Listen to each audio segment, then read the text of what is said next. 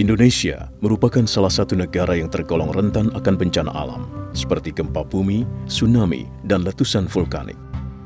Ini disebabkan posisi Indonesia sebagai negara kepulauan yang berada pada titik pertemuan tiga lempeng tektonik utama dunia, yaitu lempeng Indo-Australia, lempeng Eurasia, dan lempeng Pasifik. Dalam kurun waktu 10 tahun terakhir, beragam bencana melanda banyak wilayah Indonesia. Pada 2004, 2005, dan 2010 misalnya, bencana gempa bumi dan tsunami melanda bumi Aceh, Nias, dan Kepulauan Mentawai. Kerugian yang ditimbulkan tak hanya berupa jiwa dan materi, namun juga sumber penghidupan masyarakat.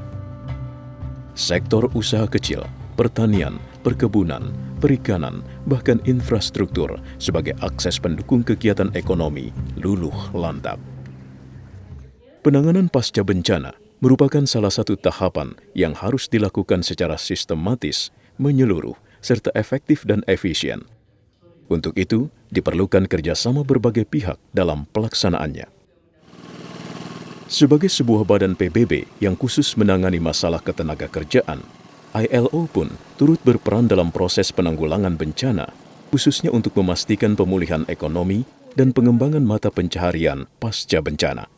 So knowing that crises are unfortunately part of life, some countries being more sensitive to crisis than others, but all countries in the world at times being confronted with crisis, it's very important for us that when crisis happen, that we support local communities, not only to get their act together in terms of health, in terms of infrastructure, in terms of education, but also as soon as possible that we help them with livelihoods so that they can make an earning for their families and that they can contribute to the development of their local communities.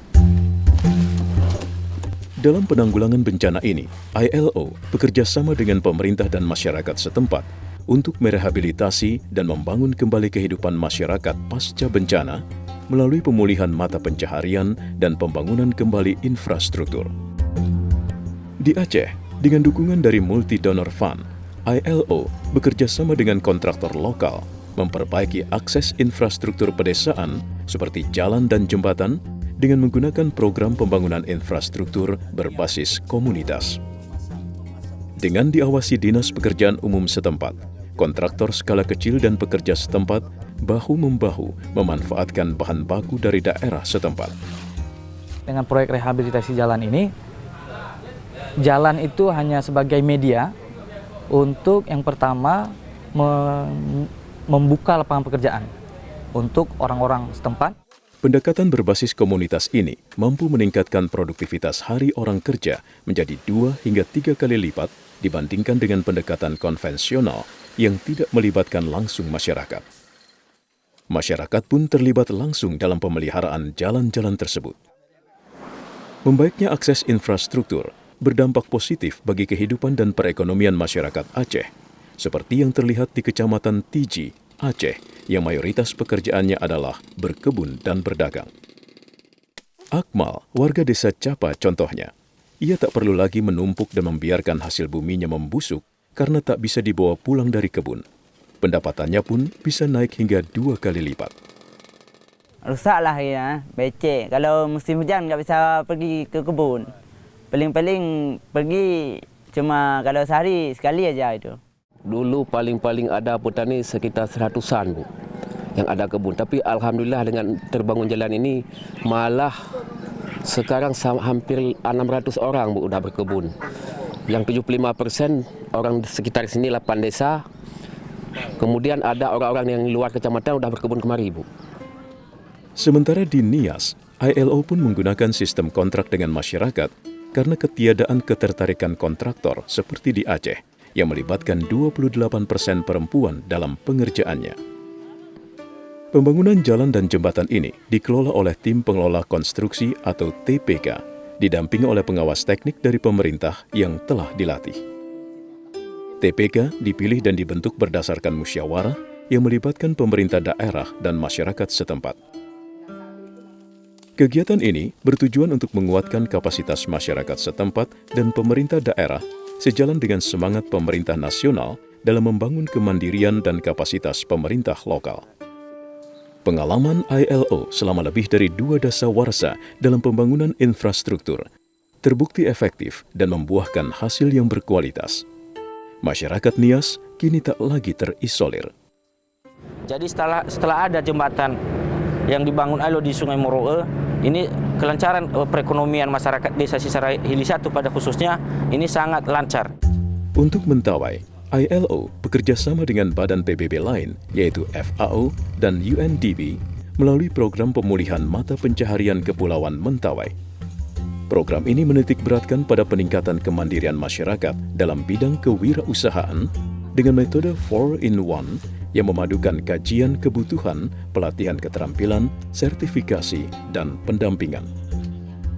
ILO memfasilitasi masyarakat Mentawai, khususnya warga Pagai Utara dan Pagai Selatan, untuk mendapatkan pelatihan pendampingan, bahkan modal awal bagi warga yang akan memulai usahanya. 3 sektor utama yang menjadi prioritas adalah perbengkelan sepeda motor, pembuatan perabotan, dan makanan kecil. Pelatihan ini terwujud berkat kerjasama yang baik dengan Balai Latihan Kerja Padang dan Universitas Negeri Padang. Kita memilih pelatihan itu sesuai dengan kearifan lokal, dan juga ILO sudah memberi semacam bentuk life skill di bidang manajemen pemasaran, membentuk jaringan keluar, dan juga mereka dilatih bagaimana memanage suatu usaha.